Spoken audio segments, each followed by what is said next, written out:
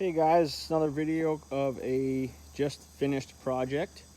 This is a 1978 Honda CR125 Elsinore.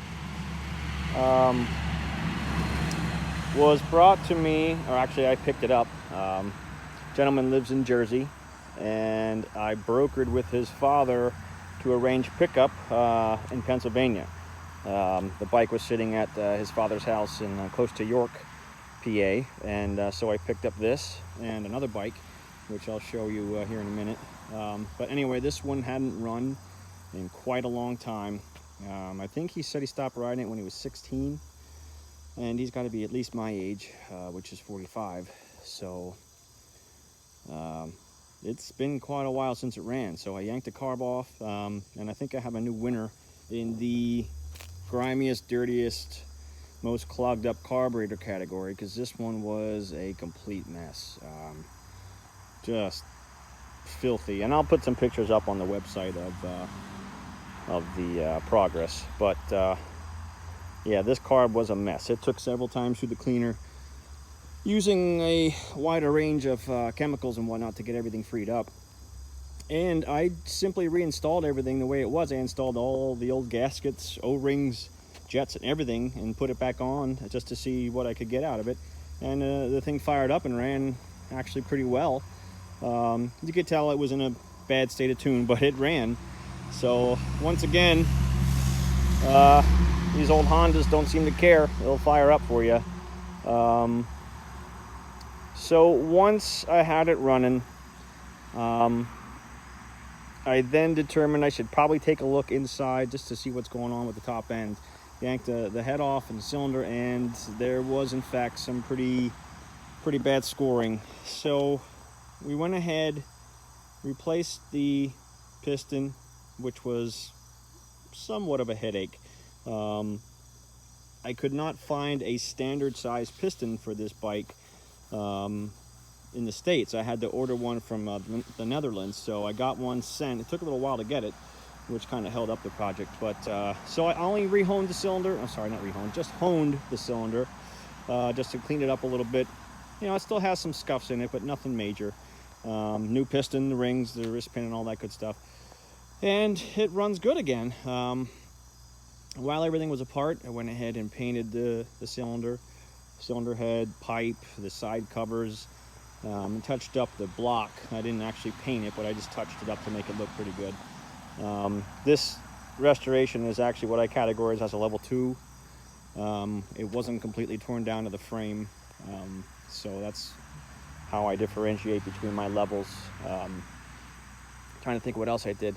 I relaced the wheels because both the front and the rear had some spokes that were broken and bent. The rims were good, but the spokes were bad, so relaced the wheels, painted all the hubs, front and rear, which always helps to make it look good. Also pulled off a lot of the hardware and did some treatment to those to remove all the oxidation and just to brighten them up a bit. So for example, you know, these bolts that hold the handlebar, these were completely rusted, and also I just did some, you know, phosphoric acid, clean them up a little bit. Let's see, new grips. The tires are the originals. I thought it was kind of neat. They were in good shape and they weren't cracked or a mess, so I thought it'd be kind of neat to still have the original tires on there. So those are the original tires with new tubes. Trying to think what else. The sprockets were pretty good, so I just put a new chain on. I know that's blasphemy, but I did it anyway. Deal with it. I used Pour 15 on the foot pegs, kickstand, and I believe one other heavy use item. I can't, oh, the chain guard down there, or guide, I guess you'd call it. So I've actually started using that quite a bit because it's pretty sturdy, holds up to a lot of abuse, and it's actually a lot easier than powder coating it or anything. So yeah, as you can see, it still has some of its original nicks and dings and whatnot. I mean, it still has a dent in the tank. Has, you know, it's a dirt bike, of course it's going to have some dings, but I did a lot of work to the frame in terms of, you know, touching up the major blemishes that it had. Trying to think where I did a lot of that. Now, for example, there's, you know, the shock tower part here was really messed up. I cleaned that up with some airbrushing. You know, just the basic frame elements down through here were all messed up and chewed up pretty bad, so I'll clean those up and just gave it a nice kind of broad brush approach. It did fight me a little bit on the tuning end. I have that needle clip all the way in the leanest setting, and it still runs rich. I don't have the opportunity to spend more time on it because we have exhausted the budget, but I mean, it runs fine. It just it likes to be on the pipe, as they say. It's definitely loves to be revved, so it's a fun bike. It's one of the bikes that it's probably in my top 5 in terms of, if I had my choice, I would keep it. I just fell in love with this bike. Not exactly sure why, I just did. It just still has that old school look to it, but yet it's still semi-modern. So yeah, I'm gonna miss this one when it's gone. And initially, this was not going to be the one I restored. The customer called me about this bike, which is, actually, I'm not even sure what year this is. Let's see. 74 Yamaha 100, which obviously he owned as well, and spent quite a bit of time in the dirt. He said this still has the dirt on it from when they parked it. So this is the next project.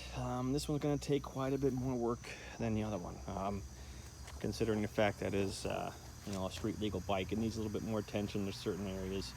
But then again, who knows? Maybe I'll find after I blast this thing off with a nice pressure wash, it's better off than I thought.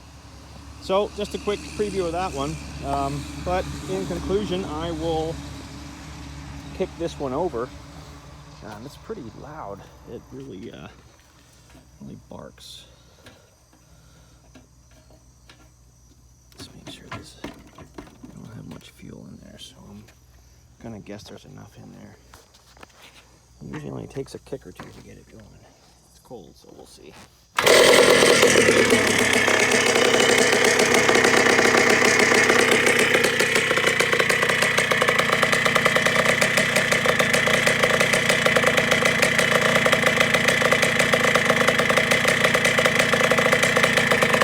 Yeah, it was cold,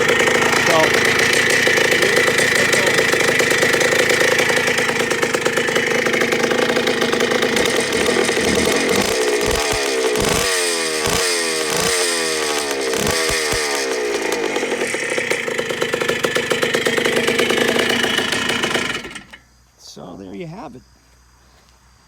Like I said, I'm not looking forward to getting rid of this one because it is a blast to rip around on. But anyway, oh, one last note, I forgot.